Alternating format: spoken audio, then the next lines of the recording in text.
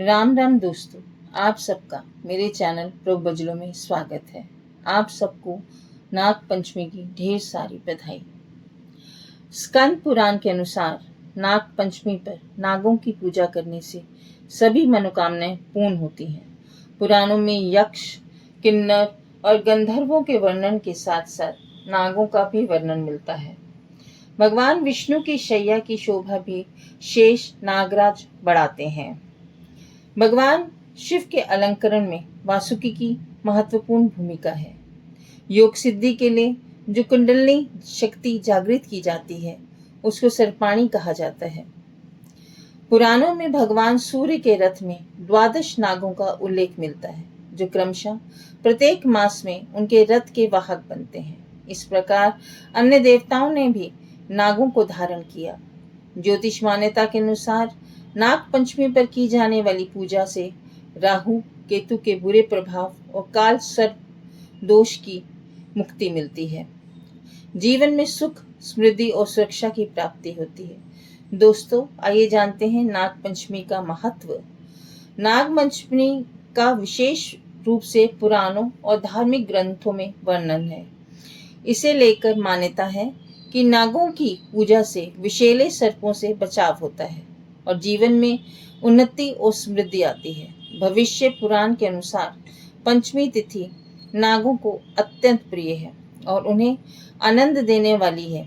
पंचमी तिथि को जो व्यक्ति नागों को दूध से स्नान कराता है उसके कुल में वासुकी, तक्षक, कलिया, मणिभद्र, ऐरावत, धृतराष्ट्र, करकोटक और धनंजय ये सभी बड़े बड़े नाग अभयदान देते हैं और उसके कुल में सर्प का भय नहीं रहता।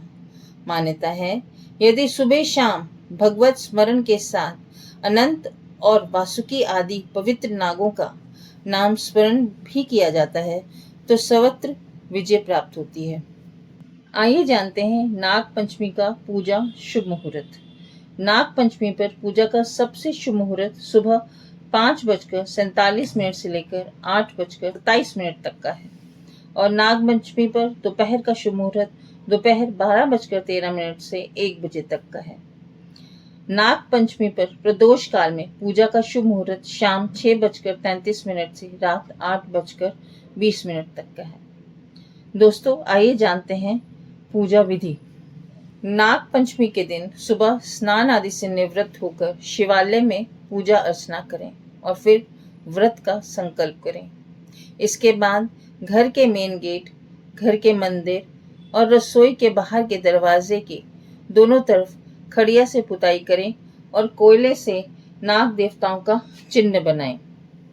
आजकल नाग देवताओं की फोटो बाजार में भी मिल जाती है, आप उनका भी प्रयोग कर सकते हैं। इसके बाद पूजा अर्चना करें और दूध अर्पित करें।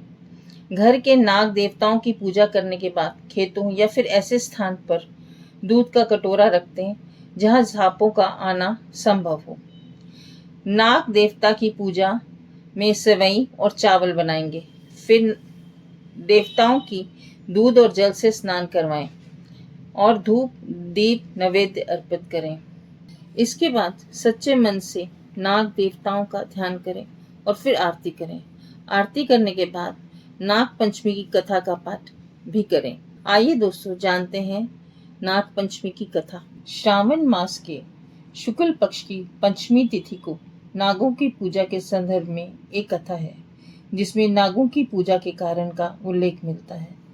वेद और पुराणों में नागों का उद्गम महर्षि कश्यप और उनकी पत्नी करदू से माना जाता है। नागों का मूल स्थान पाताल लोक है।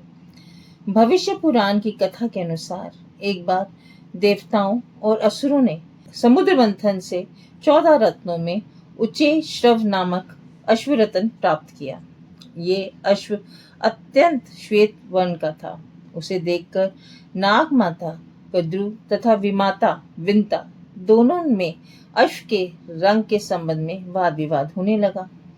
कद्रू ने कहा कि अश्व के केश श्याम वर्ण के हैं। यदि उनका कथन अत्यंत असत्य सिद्ध हो जाए तो वे विंता की दासी बन जाएंगी अतः विंता उनकी दासी बन जाएगी। कद्रू ने अपने पुत्र नागों को बाल के समान सूक्ष्म बनकर अश्व के शरीर के साथ चिपक जाने का निर्देश दिया, किंतु नागों ने अपनी असमर्थता प्रकट की। इस पर क्रोधित होकर कद्रू ने नागों को शाप दिया कि पांडवों के वंश में राजा जनमेजय जब सर्प सत्र करेंगे तब उस यज्ञ में तुम सभी अग्नि में भस्म हो जाओगे। नाग माता के शाप से भयभीत होकर नागों ने वासुकी के नेतृत्व में ब्रह्मा जी से शाप निवृत्ति का उपाय पूछा। ब्रह्मा जी ने निर्देश दिया कि ययावर वंश में उत्पन्न तपस्वी जरातकरु तुम्हारे बहनोई होंगे। उनका पुत्र आस्तिक ही तुम्हारी रक्षा करेगा। ब्रह्मा जी के इस वचन को सुनकर नागराज वासुकी अतिशय प्रसन्न हुए। उन्होंने प्रणाम कर लोक में आ गए। द्वापर युग में अर्जुन के पौत्र और राजा परीक्षित के पुत्र जन्मेजय में सर्पों को बदला लेने और नाग वंश के विनाश के लिए एक नाग यज्ञ किया, क्योंकि उनके पिता राजा परीक्षित की मृत्यु तक्षक नामक सर्प के काटने से हुई थी। नागों की रक्षा के लिए इस यज्ञ को ऋषि जरातकरु के पुत्र आस्तिक मुनि ने रोका था। ब्रह्मा जी ने पंचमी तिथि को नागों को ये वरदान दिया था। इस स्थिति पे आस्तिक मुनि ने नागों का परिरक्षण किया था। इनके जलते हुए शरीर पर दूध की धार डालकर इनको शीतलता प्रदान की थी। उसी समय से नागों ने आस्तिक मुनि से कहा कि पंचमी को जो भी मेरी पूजा करेगा उसे कभी भी नागदंश का भय नहीं रहेगा। तभी से पंचमी तिथि के दिन नागों की पूजा की जाने की परंपरा है। मान्यता है यहीं से नाग पंचमी पर्व मनाने की परंपरा प्रचलित हो गई। ऐसी मान्यता है इस दिन भगवान श्री कृष्ण ने कालिया नाग का अहंकार तोड़ा। अतः नाग पंचमी का ये व्रत ऐतिहासिक तथा सांस्कृतिक दृष्टि से महत्वपूर्ण है। तो दोस्तों, ये थी नाग पंचमी की कथा। प्रभु आप सब पर अपनी कृपा बनाए रखे। राम राम दोस्तों।